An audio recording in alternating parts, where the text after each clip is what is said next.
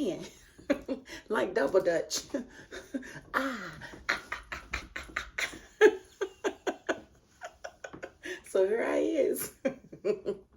Hey guys, it's your girl Tower Crush, back with another review, and this time it is for the Real Housewives of Potomac. If you haven't already, please hit my subscribe button down at the bottom.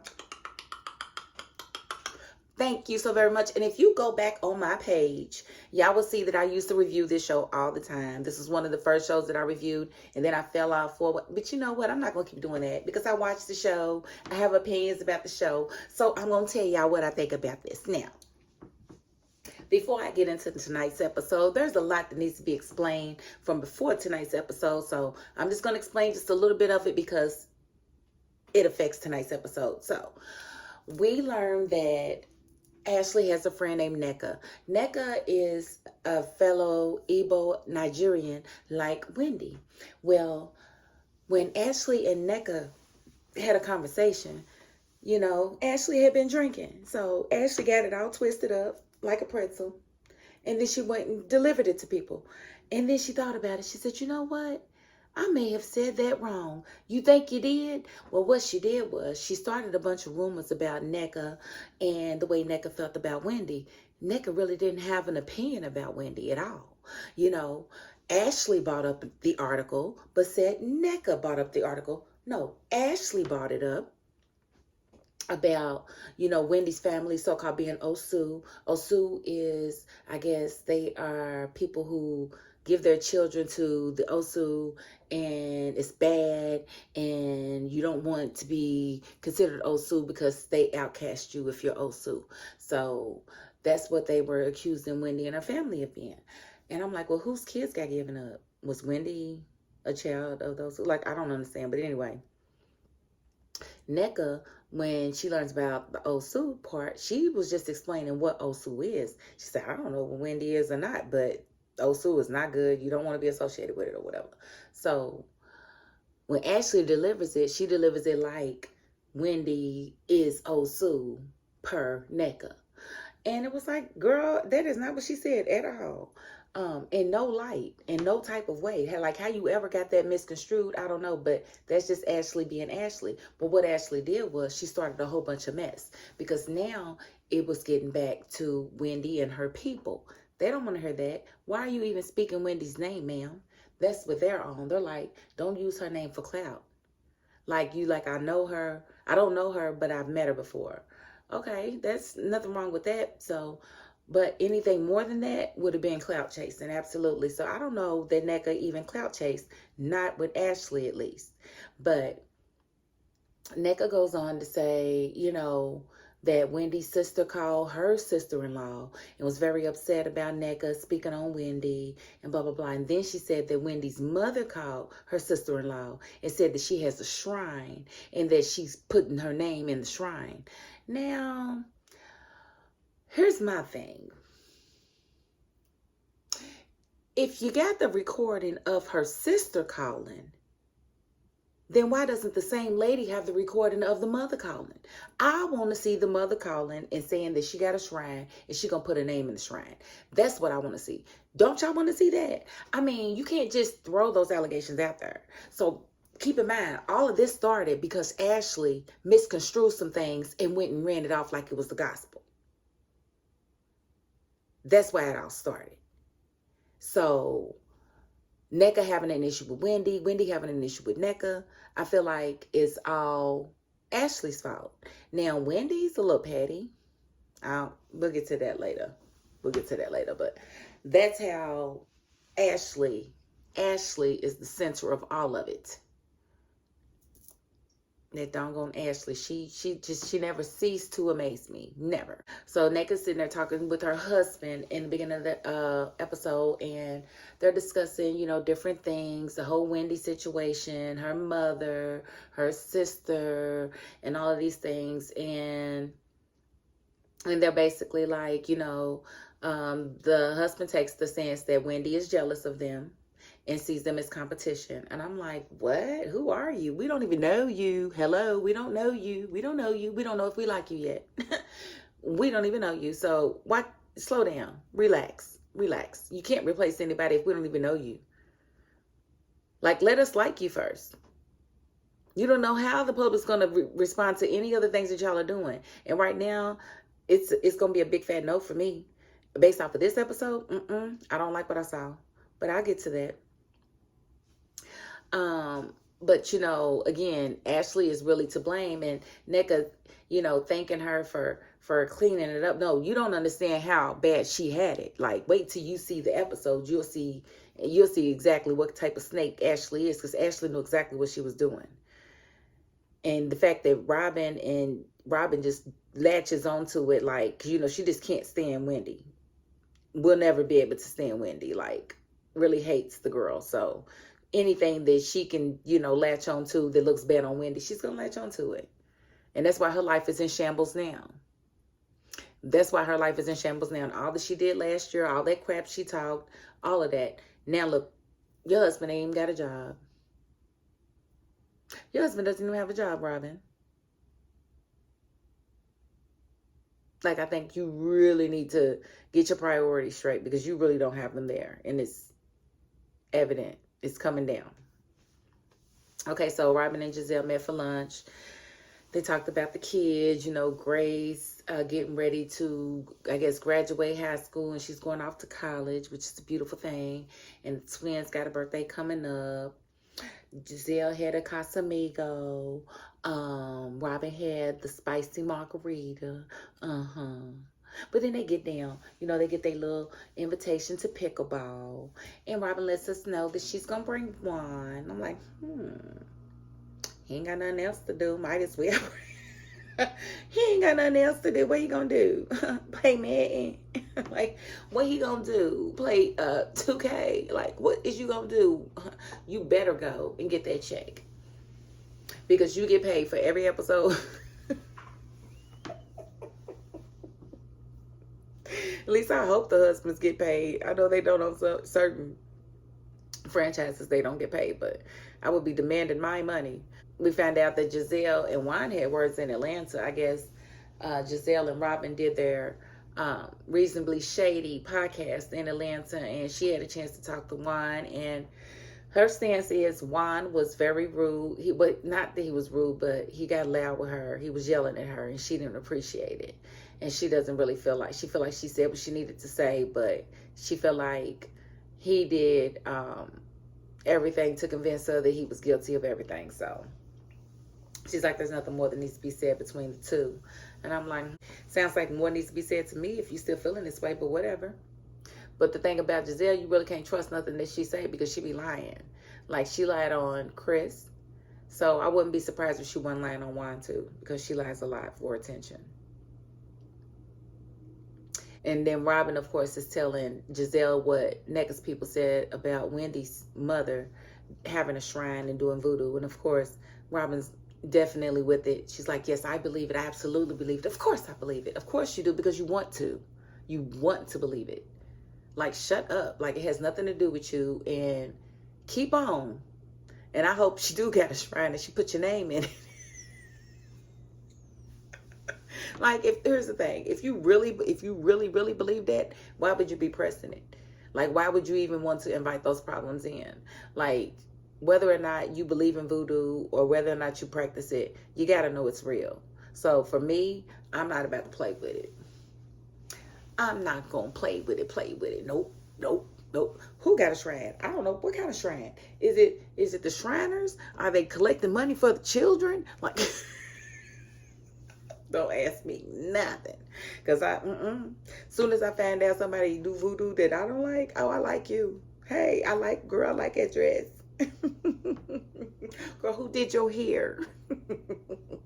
I'm not fooling with the voodoo. No, I'm not. And I would love to learn, but then I'm scared to learn. It's like, I just want to see how it really works. Like, anything they call black magic has to be real. I'm just saying. But so when we see Candace and her mama, you know, the best thing about that scene was Candace's belt. She had on that Telfar belt. And I know Telfar Clemens is like, man, they just be wearing my stuff.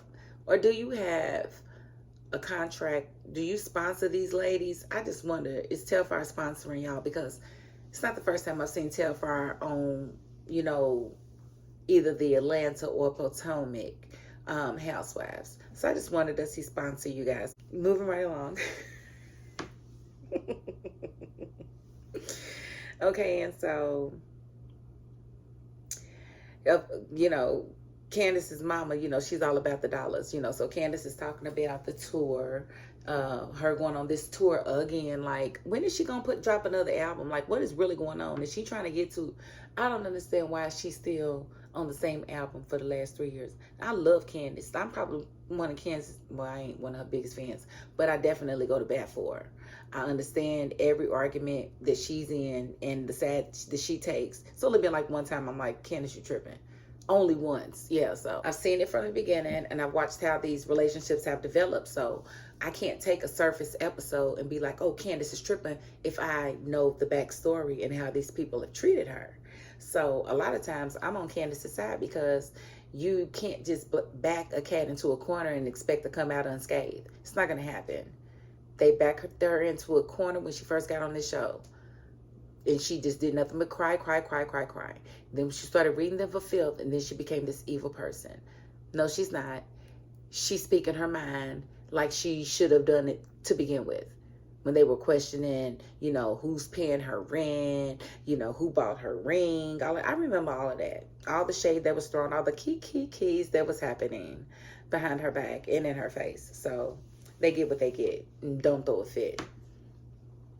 And so Candace's mother wanted to know what Chris was doing for money because Chris and Candace were having a discussion about her tour budget, and he wanted to know, do you need dancers? Do you need a DJ? Do you need, like, dang, can I have a show? Like, but I guess her first leg was just not very profitable because she had too many people to pay.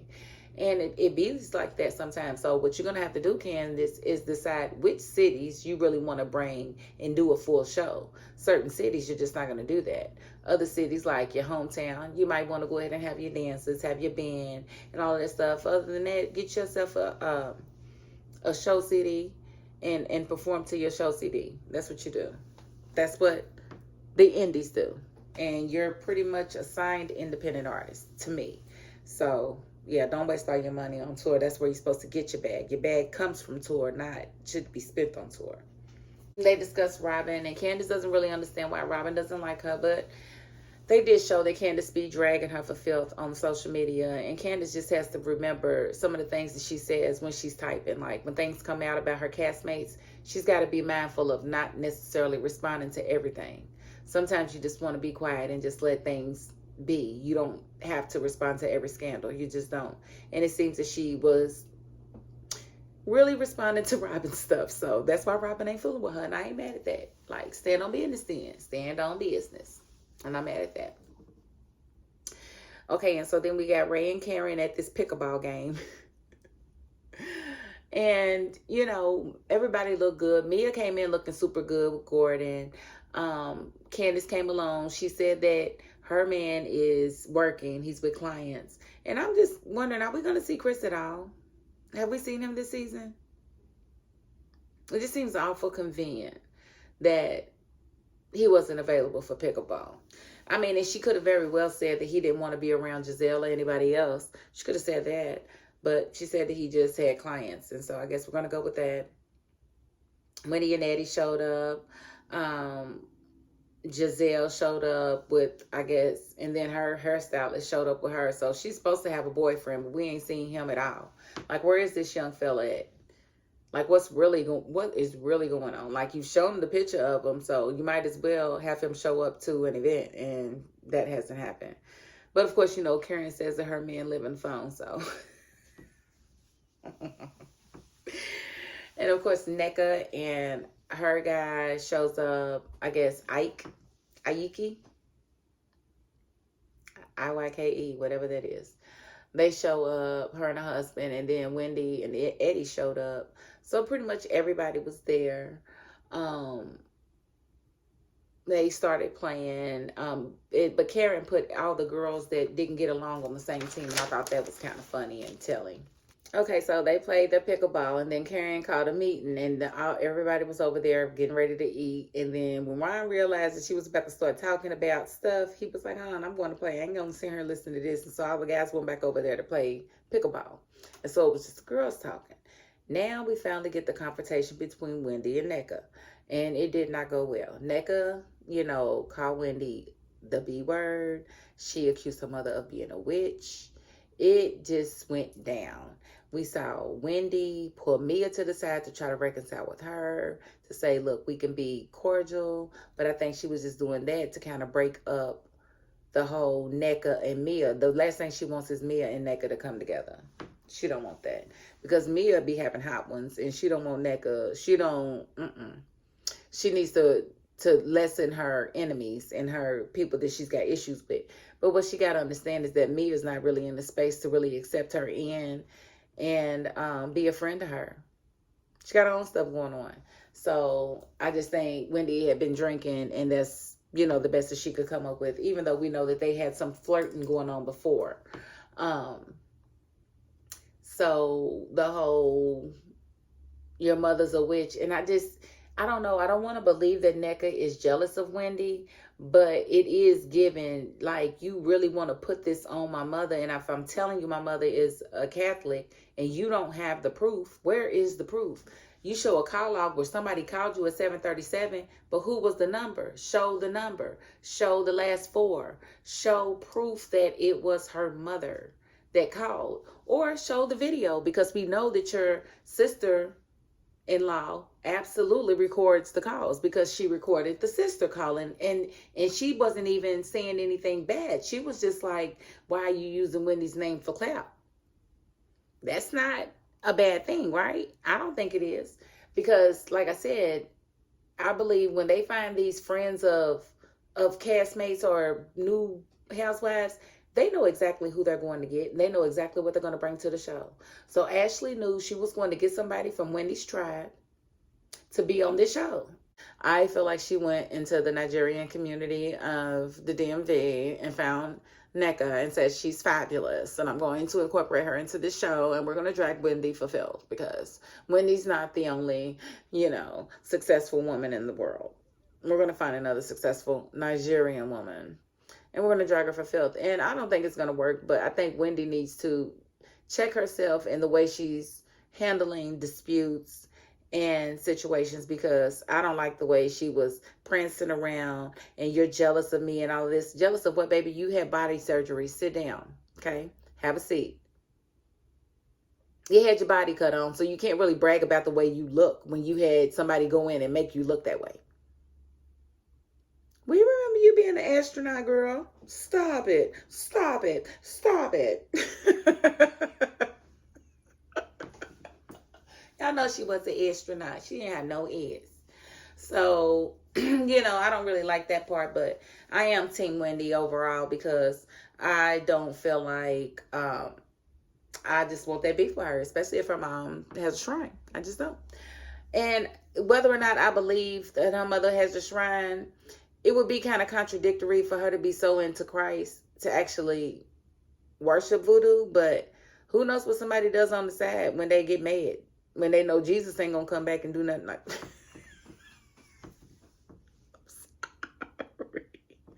I'm sorry. Y'all know I be talking sometimes. Don't listen to me. Jesus is coming back. He's coming back. Watch. He's coming back. I know he is. He is. He's coming back. Anyway, and that ain't even a question. That ain't even a question. The question is when. When you coming, bro? We've been waiting on you. We've been waiting on you.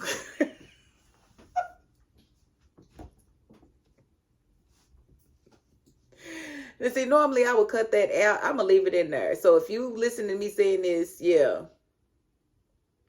I left it in there. Yeah, because why not? I love everybody, including Jesus, including God, and everything else. I just want to know when he coming back. Oh, but anyway.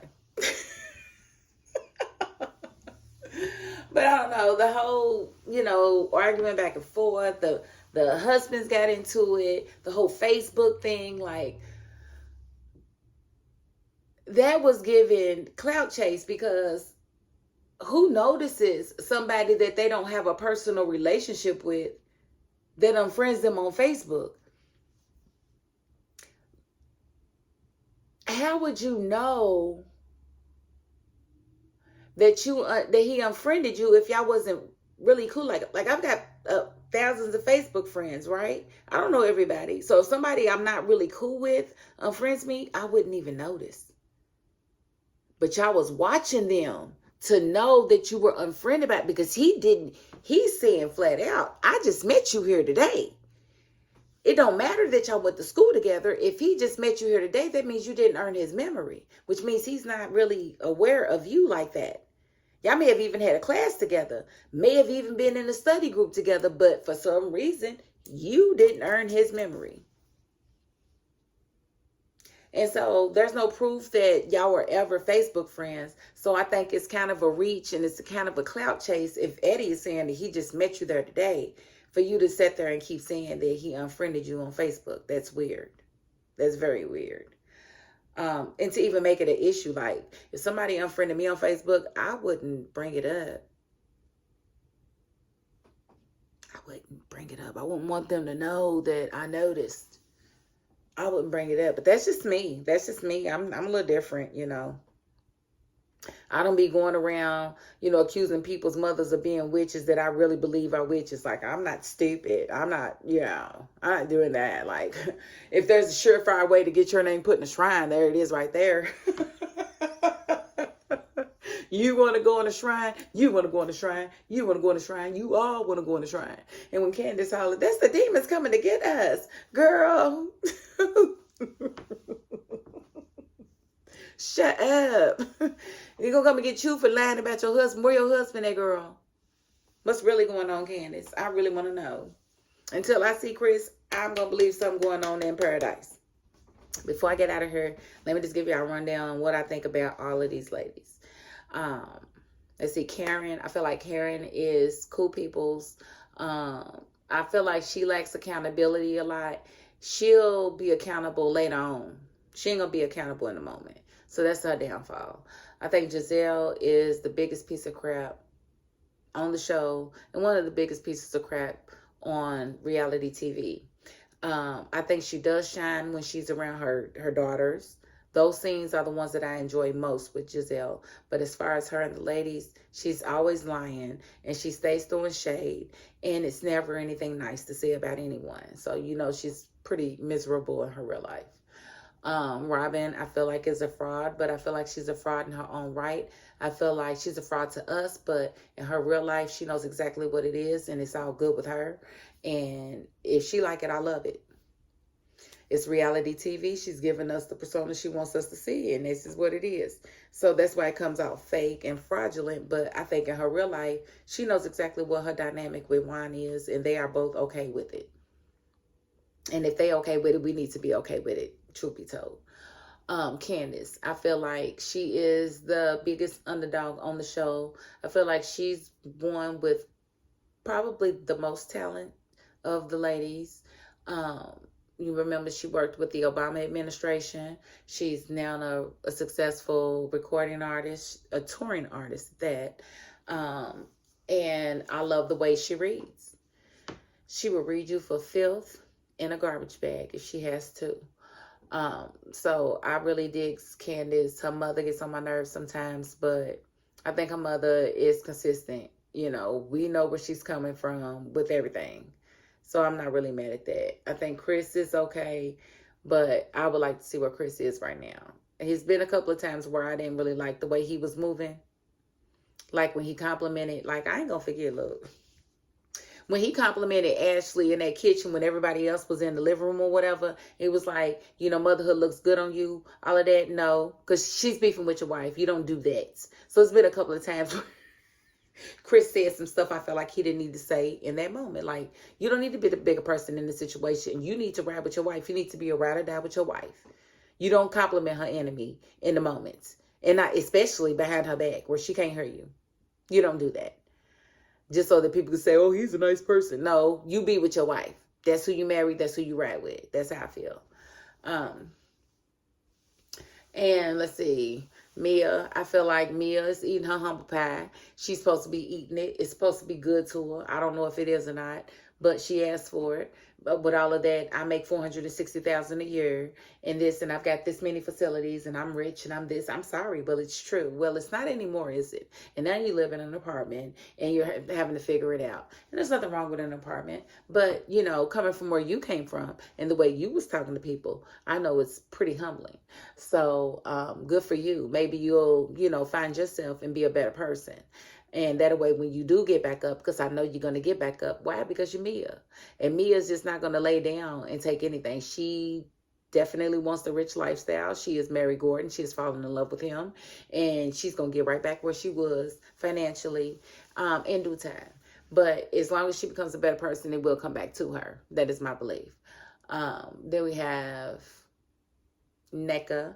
Like I said, I'm not a fan at this point of her or her husband. I feel like they both have taken the situation way too far. And it's like Candace said, you can't hold Wendy accountable for what her mother or her sister has said. And you really can't, but that's exactly what NECA's doing. And she called her out of her name a couple of times and then kind of drew back like, I still don't have a problem with her. Yes, you do. You don't call somebody a B that you don't have a problem with. That just doesn't happen. Don't gaslight us. We're not stupid, okay? You're an attorney, but you're not smarter than us, okay? Ashley, I feel like is the... I said Giselle was the biggest... No, Ashley's the biggest piece of crap on this show. Like, I can't with her. It's every season. Every season it's Ashley and her shenanigans. She is the Ash starter on this show. She is the one that gets the BS popping.